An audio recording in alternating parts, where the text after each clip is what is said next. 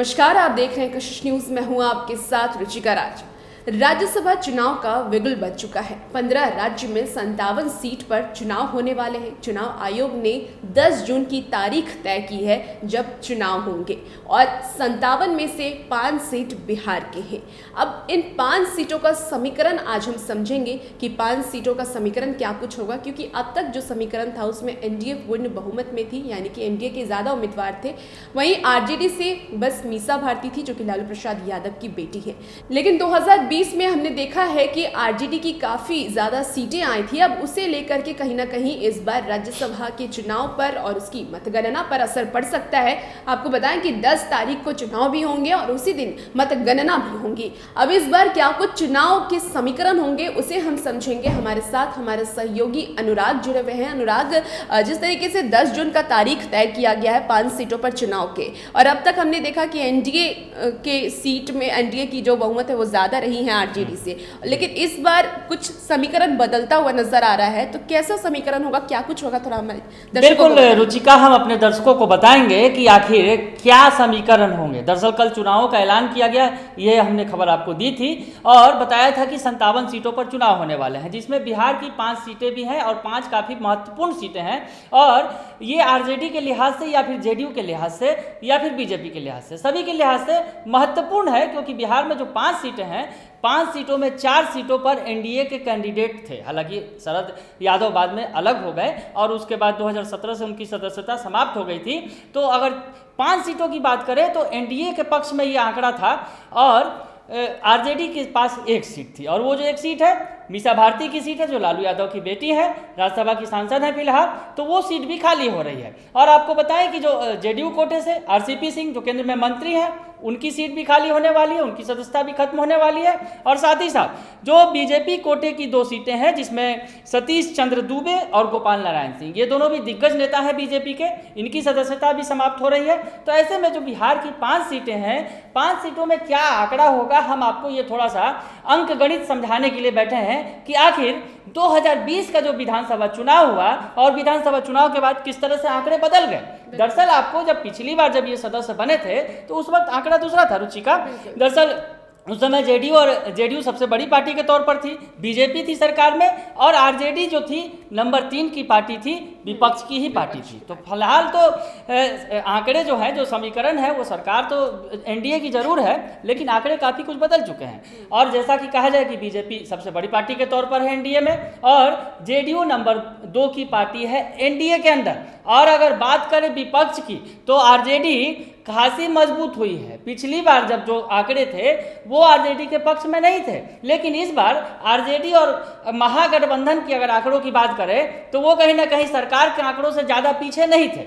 ऐसी स्थिति में ये जो तमाम आंकड़े हैं बदल जाएंगे राज्यसभा चुनाव में। जिस तरह से हम आपको बताएंगे कि एक एक आंकड़े क्या जरूरत होती है राज्यसभा चुनाव में, कितने वोटों की जरूरत होती है, और उस हिसाब से आंकड़े किसके पक्ष में है, किसे कितनी सीटें मिल सकती हैं, ये हम आपको बताने के लिए बैठे हैं। तो जिस तरह से एनडीए के पक्ष में 4-1 का आंकड़ा था, अब ये आंकड़ा 3-2 का होने वाला है, क्योंकि जिस तरह से विधानसभा चुनाव के अंदर अगर 243 सीटें हैं, 247 सीटें हैं बिहार विधानसभा के अंदर, और अगर राज्यसभा में पहुंचना है तो 243 में से 41 सीटों की, 41 वोटों की, यानी 41 विधायकों की जरूरत होती है वोटिंग की। तो ऐसे में अगर हम कहें तो 3 सीट अगर चाहिए तो उसके लिए आंकड़ा 4×3 12, 120 और 3 123 पहुंचता है। यानी 123 का जो आंकड़ा है रुचिका, अगर वो चाहिए 3 मेंबर्स को राज्यसभा में पहुंचाने के लिए। और आप देखिए कि जिस तरह से सरकार के पास जो बहुमत का आंकड़ा 122 है, बस उसके आसपास ही है सरकार। 123 के आंकड़े के आधार पर 3 सीटें एनडीए के खाते में आ सकती हैं, बीजेपी में जिसमें 2 सीटें हो सकती हैं और 1 जेडीयू के खाते में जाएगी। और जेडीयू के खाते से मान सकते हैं कि आरसीपी सिंह को फिर से भेजा जा सकता है, ये भी तय माना जा रहा है, क्योंकि वो केंद्र में मंत्री हैं। ऐसी स्थिति में उन्हें फिर से भेजा जाएगा। तो हम ये बता रहे थे कि जो आंकड़ा है एनडीए के लिहाज से, अगर 123 का आंकड़ा तो 3 सीटों पर ही निकल जाता है, वैसी स्थिति में बाकी वोट आएंगे कहाँ से, ये बड़ा सवाल है। तो अब चलना होगा विपक्ष के पास, क्योंकि बाकी जो सीटें हैं वो विपक्ष के पास हैं और 2 सीटें बच रही हैं। 3 सीटें तो एनडीए के पास चली गई, तो 2 सीटें बच रही हैं 5 सीटों में।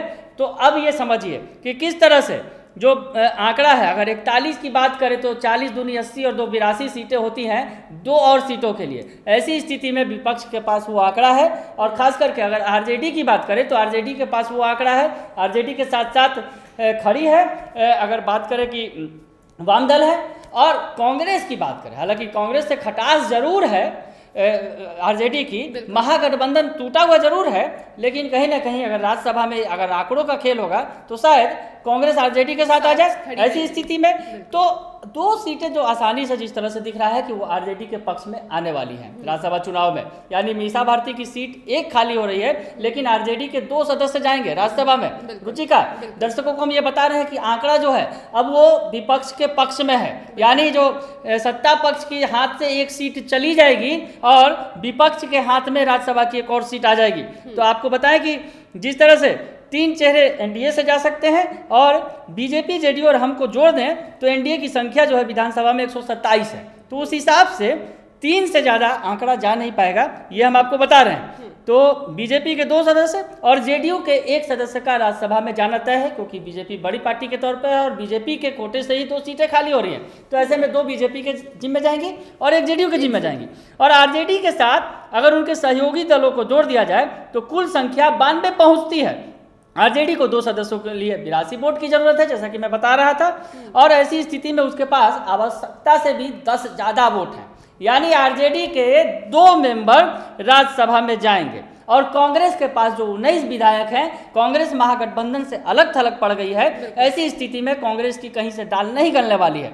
तो रुचिका, 5 सीटों में हमने बताया कि आंकड़ा किस तरह से अब नेता प्रतिपक्ष तेजस्वी यादव के पक्ष में जा रहा है। दीदी उनकी रिटायर कर रही है मीसा भारती, लेकिन दीदी भी फिर से जा सकती हैं और दीदी के साथ एक और शख्स को राज्यसभा जाने का मौका मिलेगा आरजेडी की तरफ से। तो आंकड़े बड़े दिलचस्प हो गए हैं। राज्यसभा में भले ही बीजेपी की ताकत बढ़ गई है, एनडीए की ताकत बढ़ गई है, लेकिन बिहार के लिहाज से देखें तो विपक्ष की ताकत यहाँ बढ़ने वाली है। रुचिका, बिल्कुल बिल्कुल अनुराग, तो जिस तरीके से अनुराग ने बताया कि समीकरण एक बार फिर से बदलने वाले हैं, क्योंकि बिहार के समीकरण आए दिन बदलते हुए हमें नजर आ रहे हैं।